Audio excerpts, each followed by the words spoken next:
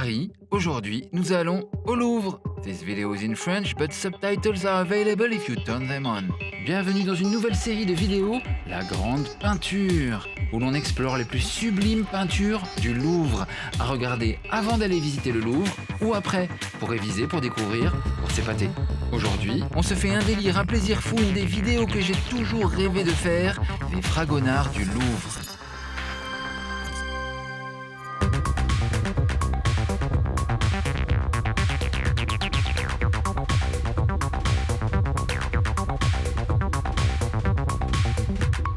Les fragonards du Louvre.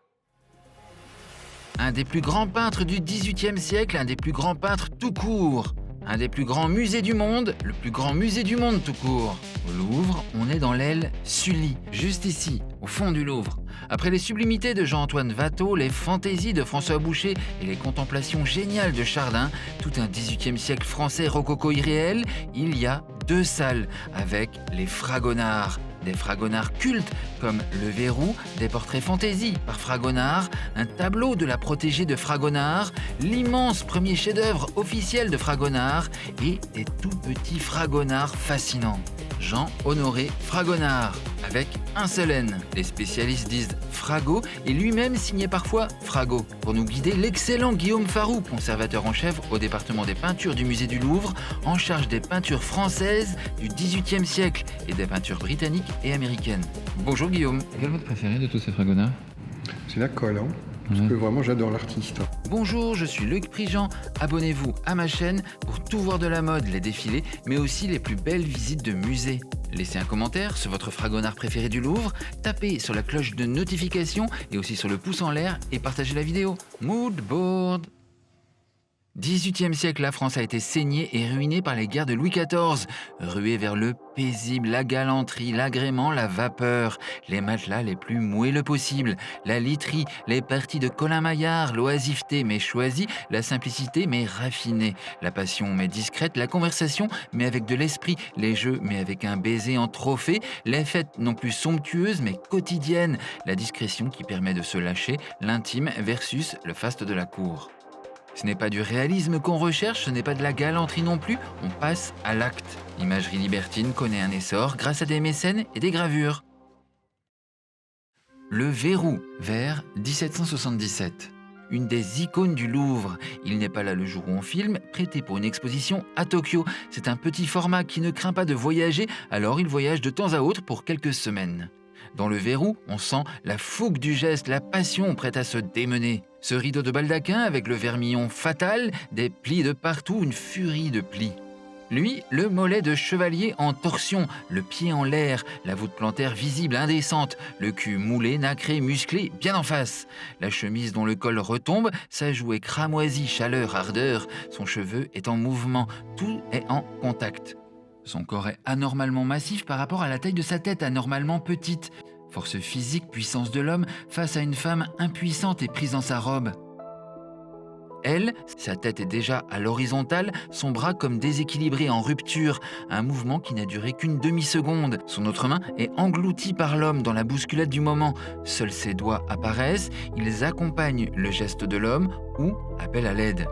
D'ailleurs, est-ce une étreinte d'amour ou un viol, réciprocité du désir ou atroce violence, l'aboutissement d'une longue séduction devenue trop ardente ou un fait de guerre, dulcinée, amoureuse ou victime? La question cruciale, centrale du consentement se pose. Ce visage féminin exprime-t-il l'extase ou la contrainte? Est-elle dominée par le désir ou juste par un mal en rut? Il y a plein de niveaux de lecture, mais enfin, le premier niveau de lecture, c'est que lui l'empoigne et qu'elle se défend. Donc là, on est quand même vraiment dans quelque chose qui devient problématique, véritablement problématique. On est dans une société au XVIIIe siècle où même s'il y a des formes d'émancipation qui sont possibles pour les femmes, on est quand même dans une société où légalement, socialement, ce sont les hommes qui dominent et choisissent. En fait, c'est ça.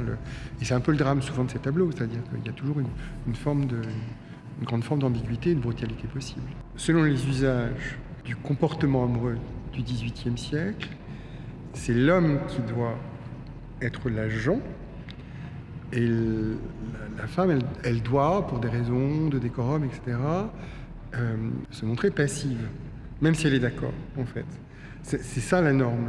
Mais c'est aussi l'ambiguïté. Même si une dame est totalement à égalité dans le jeu de la séduction et totalement d'accord sur la rencontre, elle se doit de sembler être en désaccord. Après, ça donne toute une série de situations qui peuvent être très ambiguës, voire très perverses. C'est-à-dire que la dame peut être réellement pas d'accord du tout. Et c'est toute l'ambiguïté du verrou. Avec le spectre du viol, enfin c'est tous ces, ce crime en fait réel. On a beaucoup parlé d'ambiguïté, mais en fait, le verrou est peint par Fragonard en 1777. C'est le moment dans l'histoire des mœurs françaises où l'on commence à dénoncer le viol, et on est à quelques années de la toute première condamnation du viol par la loi française. Article 29 du Code pénal sur les crimes contre les particuliers, le viol sera puni de 6 années de chaîne, 6 années de prison. Le visage de la femme est neutre. Son corps ne l'est pas. Le corps exprime le refus. Le visage, lui, est comme neutre. Et ça rend aussi l'œuvre extrêmement riche. Dans Borée et Oriti, un autre Fragonard du Louvre, le refus de la protagoniste est clair. Le vigoureux Borée veut enlever la nymphe Oriti, effrayée, dégoûtée. Dans le verrou, un seul des doigts de l'homme suffit à pousser le simple verrou qui promet l'intimité. Verrou suspendu à la seule ligne droite du tableau, vertical quand tout le reste est emmêlé, drapé, enroulé, retombé, froissé. Le titre n'est pas La nuit de noces ou L'euphorie, mais Le verrou. Dès qu'on a lu le cartel explicatif du Louvre, on le regarde. Il est métallique, technique, binaire, ouvert ou fermé, un verrou, verrouillé ou ouvert. Sur la table, au calme posée là, il y a une pomme. Pas un festin, une pomme. La pomme d'Adam et Ève, attention à ce que ça signifierait parce que c'est encore un homme qui décide de cela. Indice capital qui rappellerait le péché originel et qui insinuerait ici que la femme est non seulement consentante, mais à l'origine de la scène passionnée qui doit se passer derrière un verrou tant elle sera sexuelle, donc interdite. Il se trouve que nous sommes de ce côté du mur, de leur côté. Nous allons tout voir, nous sommes les voyeurs. On est un peu les voyeurs qui observent impunément la bacchante endormie. On est ceux qui soulèvent les rideaux pour découvrir le feu aux poudres, elle inconsciente et le plus beau des lits, ces draps en gris et blanc qui s'enroulent sur le matelas. Visible en salle 714. Ou alors les curieuses. Œuvre raffinée de 1775-1780, également visible ici au Louvre, 16 cm et demi sur 12,5 quand on enlève le cadre rocaille. Ici, les chairs sont tendres et gourmandes. Le teint annonce le plein air et le jardin. Les draps dessinent des formes suggestives, les rideaux prennent toute la place. Seuls 3 yeux, on entrevoit. Une bouche gourmande, 2 narines, ça frémit. Les sourcils sont relevés, intéressés, subjugués. Ici, moins de doute sur le consentement. L'une d'entre elles s'apprête à nous jeter une poignée de pétales de rose. Une corbeille posée, en bas à gauche, ce qui pourrait être un sein. Regardons les curieuses, on n'est pas les seuls.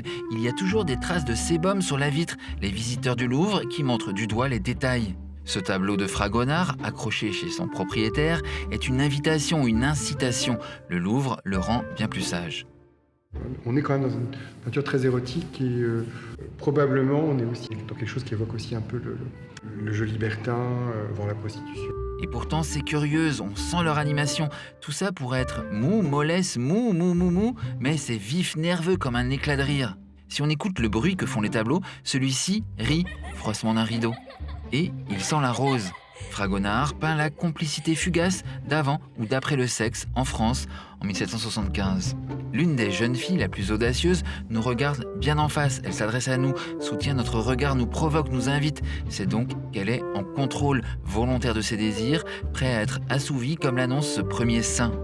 C'est doux à la frontière du kitsch et c'est sûrement pour ça que le peintre américain Jeff Koons a du Fragonard dans sa collection personnelle et a reproduit Fragonard dans sa collection de sacs pour Louis Vuitton. D'ailleurs, aparté, j'ai croisé Jeff Koons après un défilé Dior et je lui ai demandé le plaisir qu'il y a à avoir un Fragonard à la maison. I love the sensual quality. He enjoyed life, and so it's a pleasure of the senses. It's a pleasure of also, the world that we're in. You can feel a sense of everything's being negotiated. There's an awareness. There's an awareness of his surroundings and how you can move through those surroundings, both internally within the body and how the body responds to stimulation, but also external to the outside world, how to move around that environment. Revenons au verrou, parce que oui, on peut apparemment voir une allusion phallique et l'origine du monde, plus ou moins dissimulée dans les formes de ce rideau rouge passion qui occupe la moitié du tableau. Métaphore textile de la jouissance. Maman, d'où viennent les bébés? Des rideaux rouges de Fragonard, mon lapin. L'historien de l'art Daniel Arras a même vu 2 seins proéminents dans la paire d'oreillers. Le coin du lit cacherait-il une érection? On a l'imagination qu'on mérite.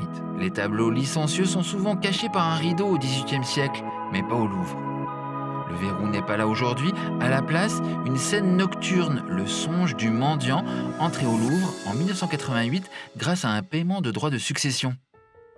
Un mendiant endormi au pied d'une colonne brisée rêve d'une scène familiale auprès d'un âtre chaleureux. Peut-être ici est-ce lui plus jeune avec son chapeau moins rabougri.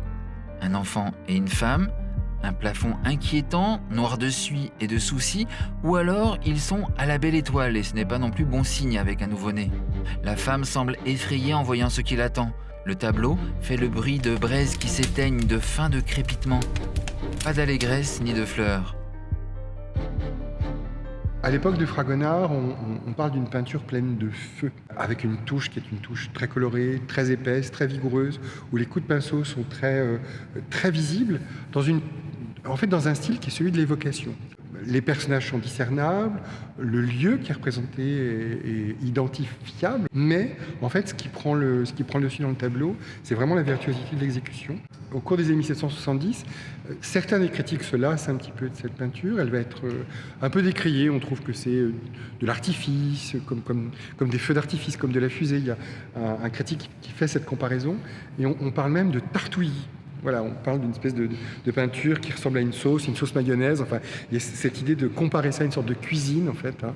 Le tartouillis avec un S à la fin. C'est un tartouilleur. Voilà, ce serait un tartouilleur, d'après certains détracteurs. Hein. Fragonard rappelle les runes de Rome peintes par son camarade Hubert Robert, exposées juste à côté. Les deux ont séjourné dans la ville et ont fantasmé sur le fait que les Romains de l'époque vivaient dans les décombres de leur gloire passée. Il y a aussi juste à côté cette adoration des bergers, perfection classique.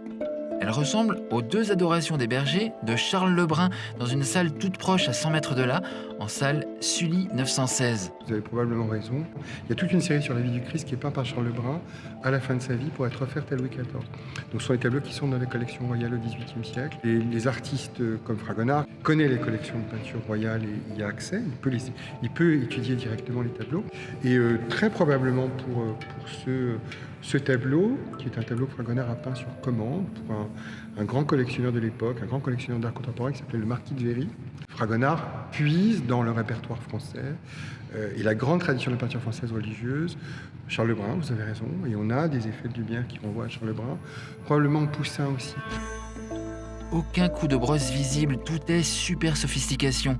Travail hallucinant de la lumière qui baigne le tableau et met en valeur celui qu'on vient adorer.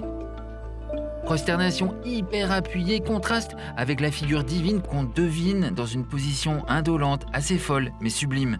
Des têtes d'anges ailées, un bœuf, des hommes, un nuage descendu sur terre. Le tableau a été commandité par le même mécène que le verrou. Étonnant.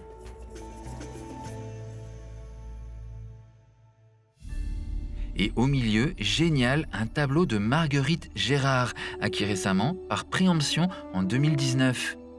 C'est un tableau qui s'appelle L'élève intéressante, qui est un tableau totalement mis en abîme, puisque c'est un tableau qui est peint pour la plus grande majorité par Marguerite Gérard, qui était la belle-sœur et l'élève de Fragonard, donc un tableau qui parle d'une élève intéressante, peinte par une élève, et qui rend hommage à Fragonard, puisque le tableau représente une jeune femme qui admire une gravure qui reproduit un tableau de Fragonard. Donc on est quand même dans un tableau totalement hommage. Marguerite Gérard vient de la même ville que Fragonard, Grasse, dans le sud de la France. Ville des parfumeurs à l'époque et toujours aujourd'hui, d'où la marque Fragonard. Les jasmins de l'extrait de numéro 5 de Chanel poussent à Grasse.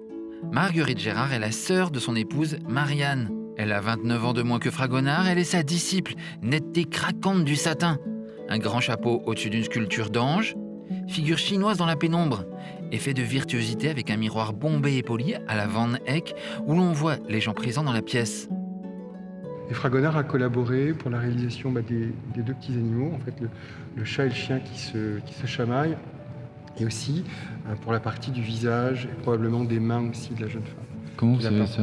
Alors, on a fait passer le tableau au laboratoire. Alors, en fait, c'est le premier tableau de collaboration entre Fragonard et Marguerite Gérard que le Louvre achète. Il y avait un fort doute, enfin une forte suspicion que ces tableaux ne soient pas en collaboration. Le tableau qui a été acheté par le Louvre, c'est le premier, disons, de collaboration suspectée.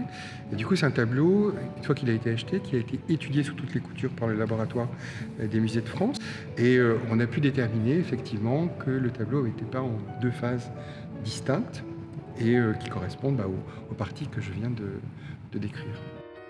Le Louvre possède un autre tableau de Marguerite Gérard, une scène de chant au pied d'un arbre qui est en dépôt à la Villa-Musée Fragonard de Grasse. Parce que oui, il faut noter que le Louvre a déposé plusieurs de ses Fragonards dans sa ville natale de Grasse, dont le Serment de l'amour de 1780. Le Louvre répartit ses Fragonards dans différents musées. Cette autre étable est à Valence. Ce portrait de vieil homme est au musée Chéret de Nice. Ce Fragonard fantastique du Louvre, l'Orage ou la charrette embourbée, était ce jour-là au Louvre-Lens au moment de notre tournage. Ainsi que le faramineux Songe d'amour du guerrier. Ce nid d'oiseau avec 2 enfants, lui, n'est plus exposé du tout. En effet, en 1974, on lui a enlevé son attribution à Fragonard. Catastrophe. Il reste donc à l'ombre dans les coffres-forts du musée.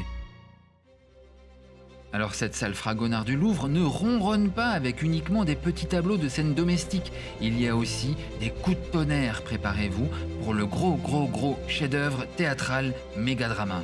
On est donc dans cette immense salle de l'aile Sully, la 929. Plafond comme dans 2001 l'Odyssée de l'espace, carrelage gris avec losange plus sombre, 2 canapés anthracite, une fenêtre avec alcôve cachée et petit banc qui se prête au repos discret. En face, beaucoup moins intime, il y a Corésius et Callirhoé, le gros morceau de réception de Fragonard à l'Académie. Grosse colonne, gros rideau, 2 cailloux en bas à droite, un ange, un dieu barbu sublime, des simagrées de Mégadrama, un poignard dans le plexus, des rictus, des couronnes de fleurs, de la grosse fumée, c'est du Rick Owens. C'est un tableau qui hurle « Regardez-moi, je suis parfait, je sais tout faire, toutes les textures ». On dirait un peu une scène de film DC Comics de super-héros au ralenti à la Zack Snyder, un truc lyrique qui dure 3 heures. Donc on va dire que je ne suis pas sensible. Mais heureusement, Guillaume Farou, conservateur en chef au département des peintures du musée du Louvre, en charge des peintures françaises du XVIIIe siècle, va me retourner le cerveau. Corésius et Callirhoé, vous trouvez qu'il en fait des caisses? Sans doute, les bras écartés, etc. On va le contextualiser, le tableau. C'est un tableau où il faut y aller, pour Fragonard, puisque c'est un tableau qui peint à un moment précis de sa carrière. C'est un artiste qui a été tout de suite reconnu comme un artiste très doué. Il est l'élève et l'assistant du peintre François Boucher, qui est le peintre le plus célèbre au moment de la formation de Fragonard. Il remporte le concours du prix de Rome. Et quand il rentre à Paris au début des années 1760, ce jeune aspirant, il faut qu'il démontre que tous les espoirs qui ont été fondés en lui étaient légitimes et il doit présenter un tableau pour être agréé par l'Académie royale de peinture et de sculpture. C'est ce tableau-là, mais il y va à fond, puisque d'habitude, quand on fait un tableau d'agrément, qui est un tableau qu'on fait pour présenter à l'Académie, c'est un jeune artiste, c'est pas une commande, il n'est pas du tout payé pour ça. On fait un tableau raisonnable, on fait un tableau moins grand que ça. Pour un jeune artiste, peindre un tableau qui fait plus de 3 mètres de haut, 4 mètres de large, qui va avoir du mal quand même à placer dans son atelier, c'est un vrai pari sur l'avenir. Donc il peint ce tableau qui montre quand même qu'il maîtrise le grand format, les scénographies compliquées, les effets de foule, des effets d'expression extrêmement variés, les jeux de lumière avec des contre-jours. Ça lui vaut d'être agréé par l'Académie. Et du coup, comme il est agréé par l'Académie, il a le droit d'exposer au Salon, au Louvre. Et bien c'est le jackpot, parce que tout le monde trouve que ça y est, on attendait un grand peintre, le grand peintre de la nouvelle génération, et c'est lui. Alors, de quoi s'agit-il? Nous sommes au temple. Le grand prêtre Corésius est amoureux sans retour de la jolie Callirhoé. Histoire obscure de la mythologie grecque, mais au XVIIIe siècle, il y a eu un opéra à succès sur ce sujet. Furieux et dépité que Callirhoé ne soit pas amoureuse de lui, Corésius obtient de son dieu d'envoyer la peste et le chaos sur la ville de Callirhoé. Pour sortir de la peste, on doit alors sacrifier quelqu'un et ce sera évidemment la belle Callirhoé devant la foule épouvantée et les anciens. Alors rebondissement, terreur. Au moment de sacrifier Callirhoé, il est pris de remords et il se tue, lui. Voilà, donc c'est la scène que représente Fragonard, donc on est vraiment dans une scène totalement dramatique. Le tableau hyper classique est accroché juste à côté des célébrissimes portraits de fantaisie, qui semblent bien différents en termes de technique. Je ne sais pas si c'est vraiment ses opposés en exécution, parce que dans Corésus et Callirhoé, on a certains détails qui sont assez proches. Si on regarde la manière dont est peint, par exemple, le détail de ce candélabre en bronze doré, notamment les têtes de bélier, les petites sphinges, où on voit quand même que c'est peint avec une peinture qui est extrêmement épaisse, qui est une peinture qui sculpte en fait quasiment la matière picturale plutôt qu'elle ne dessine, plutôt qu'elle ne... Vous voyez où même ce vase là au premier plan qui est peint de manière extrêmement libre. Dans ce tableau, en fait, on a une manière de peindre qui évoque à la fois une touche de tartouillis, enfin une touche qui est extrêmement épaisse, et puis des zones qui sont plus vaporeuses, comme la manière de peindre les touches de fumée, ou plus fondues, comme la manière de peindre notamment la carnation de Callirhoé, la Callirhoé évanouie. Enfin, donc là, je ne sais pas si ça s'oppose. Fragonard montre en fait la diversité de ses talents et la diversité de sa manière de peindre, enfin, de son style d'exécution, de sa facture.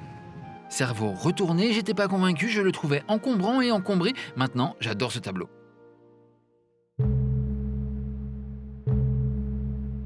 Plus loin sur ce mur, il y a les portraits fantaisie. En 2012, on a retrouvé un papier griffonné capital qui permettait d'identifier les personnalités qui ont posé. Le nom série des figures de fantaisie, c'est le nom qui lui a été donné plus tard, au XIXe siècle. L'inspiration portrait fantaisie de Louis-François Prault, mécène de Fragonard. Ce n'est pas une chemise, c'est un incendie.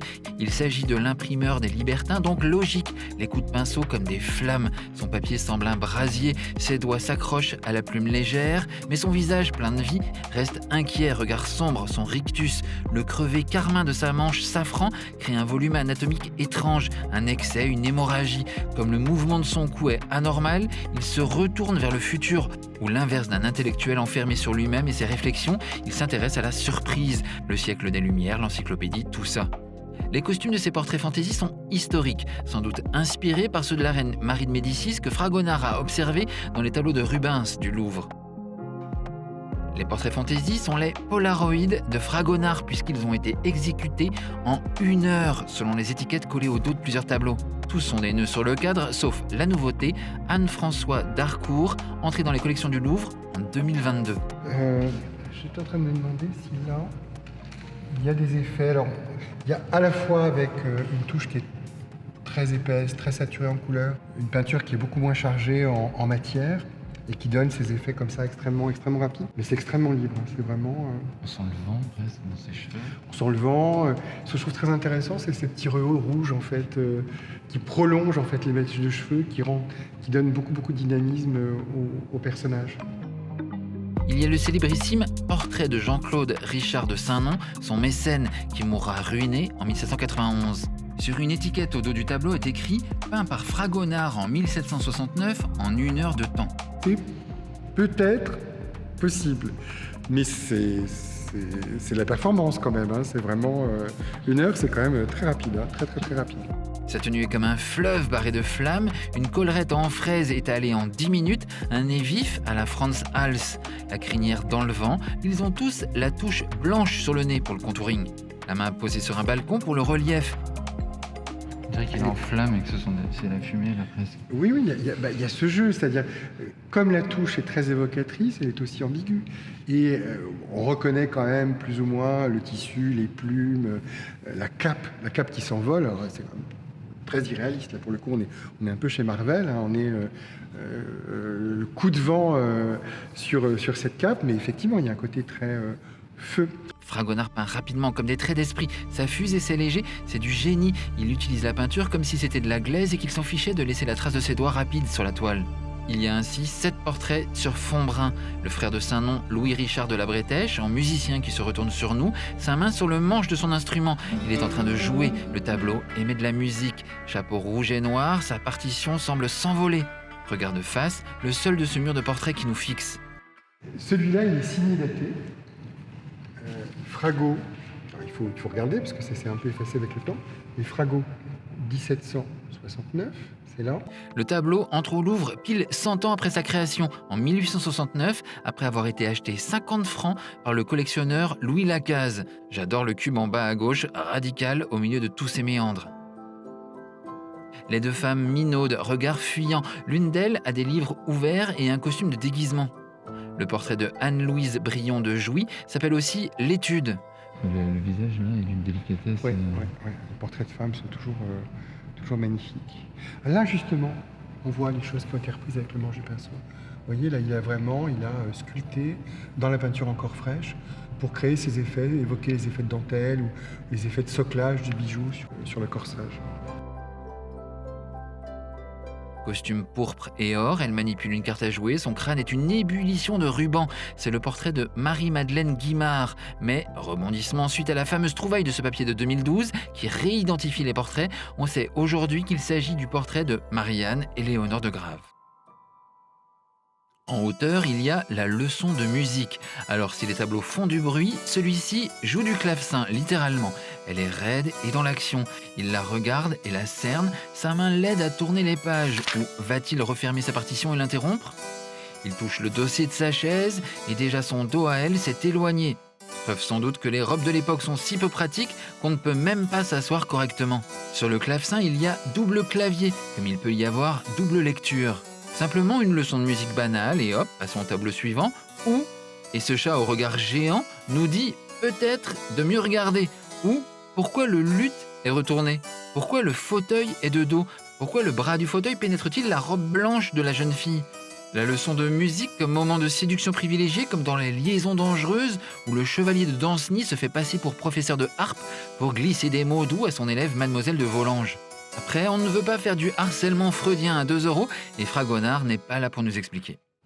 Menaçant, probablement. C'est toute l'ambiguïté, en fait, des représentations de couple du XVIIIe siècle. Sur le mur de côté, il y a un taureau que Van Gogh a dû regarder quelques dizaines d'heures. Une parade champêtre, des baigneuses avec des éclaboussures de feuillage, de l'écume de nuages, une nuée d'angelots sans ailes dans les cieux. Mercure et Argus ou 2 bergers et leurs troupeaux. En fait, c'est Argus qui s'apprête à couper la tête de Mercure endormi pour libérer la nymphe Io, maîtresse de Zeus, qui a été transformée en vache. La nymphe Io, si vous faites des mots croisés, vous la connaissez. Ici, Renaud entre dans la forêt enchantée, exposée depuis 2003 au Louvre. Oui, le Louvre a acquis beaucoup de Fragonard en 50 ans. Exercice incroyable de profondeur, un premier plan, la foule qui arrive, plusieurs écrans de fonds végétaux, comme les éléments de décoration de scène d'un opéra. Fragonard peint cela après 5 années en Italie à admirer les maîtres et s'infuser de rococo. Sans doute le plus musical des Fragonards du Louvre, on s'attend à ce qu'ils se mettent tous et toutes à chanter. La nature est délirante, tous les arbres sont trop grands, trop de feuilles partout, elle envahit tout, crée ses propres perspectives baroques, son tourbillon orageux. Les hommes ne font que se faufiler dans cet espace frémissant. Le tambourin est en forme de donut, mais surtout le panache casque de Renaud. Comme une méduse de plume, on se demande en combien de temps Fragonard a peint ça, la spontanéité versus la science de cet effet. Toutes ces figures sont l'amour et la tentation, mais l'homme aura pour seule réponse bien sûr son glaive, qu'il s'apprête à sortir de son fourreau. Pour info, Renaud va abattre cet arbre mythique dans quelques instants, comme on le voit sur ce dessin qui n'est pas au Louvre, mais au Met Museum.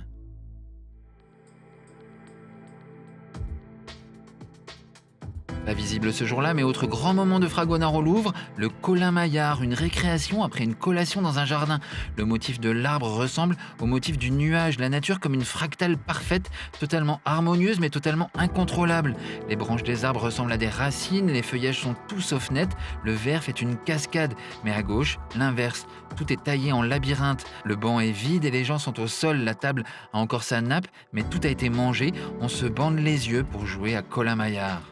Il y a aussi l'œil du berger, ovale non exposé. Fragonard travaille combien de temps au Louvre ? C'est votre collègue pendant quelques années ? J'aurais bien aimé que ce soit mon collègue. Mais oui, il a été une petite dizaine d'années conservateur au Louvre, ouais, à la fin de sa vie. Et maintenant, nous entrons dans la dernière salle de Fragonard du Louvre. Voici la chemise enlevée. Est-ce la femme du verrou qu'on retrouve quelques temps plus tard dans le même lit ouvert, dans la chemise enlevée? Toujours le jaune de la passion, mais surtout le blanc et l'effusion du nouveau-né, fruit de l'amour. 1770, des roses symétriques sur le cadre. Les deux sont en mouvement, les bras relevés, les gambettes qui pédalent, le lit qui crisse. Elle est nue, potelée, belle cuisse. Elle a aussi la voûte plantaire visible. On voit mieux ses fesses que son visage. Mais aucune perversité, elle est perdue dans un moment d'intimité simple avec son enfant. Certains spécialistes disent qu'il s'agit d'un amour métaphorique et qu'en fait son amant va la rejoindre dans un instant et que les plis et replis des draps au-dessus de son pied dissimulent encore des obscénités. D'ailleurs, si on veut s'amuser, on remarque que la fontaine dans le tableau accroché juste en dessous semble venir la chatouiller. Mais là, on extrapole. Sur ce même mur, on contemple le vœu à l'amour, un tableau où il est difficile de distinguer l'action, clair-obscur, un élan de cheveux et de tissu vers un autel de dévotion. L'enfant aux fleurs, son regard louche, il est nu, la coiffure blonde indomptée. C'est une figure de l'innocence mais sophistiquée, petit format, des fleurs partout dans un drapé, il y a même des guirlandes de fleurs sur le cadre en bois. À noter que non exposé ici, le Louvre possède d'autres chérubins par Fragonard, ces anges volants esquissés qui tiennent le miroir de Vénus. Et pas moins de 8 miniatures d'enfants attribuées à Fragonard, dont ce petit escrimeur, et quelques jeunes filles. Mais en fait, elles sont le plus vraisemblablement de la main de son épouse Marianne Fragonard, la mère de leur fille Rosalie, et de leur fils Alexandre Évariste. Ces œuvres sont visibles sur rendez-vous en salle de consultation des arts graphiques. Dans cette plus petite salle, Fragonard est mélangé à des tableaux très architecturaux de Hubert Robert, avec cet escalier de palais italien rempli de bonnes. Splendeur pénible de l'escalier tournant du palais Farnèse à Caprarola. Une femme qui traîne son enfant dans les escaliers. On peut voir aussi ce tableau dément de Joseph Vernet, Grande vue d'Avignon. On peut passer des années sans le voir, trop plane, trop géographique, trop carte postale, trop neutre, mais quand finalement on le voit, il se révèle plus que satisfaisant. C'est pas pour rien qu'il est au Louvre, cet âne. Tous les systèmes de pêche de l'époque semblent recensés. Et en fait, en panoramique, il y a l'amour. Regardez, ça part de la gauche du tableau. Il fait sa cour, promenade galante, ombrelle, on lui chante un compliment, on lui met la main sur la nuque, on se laisse séduire. Et finalement, à la droite du tableau, cette amourette est consommée devant nous au bord de l'eau. Ce n'est pas que de la géographie, c'est tout un monde.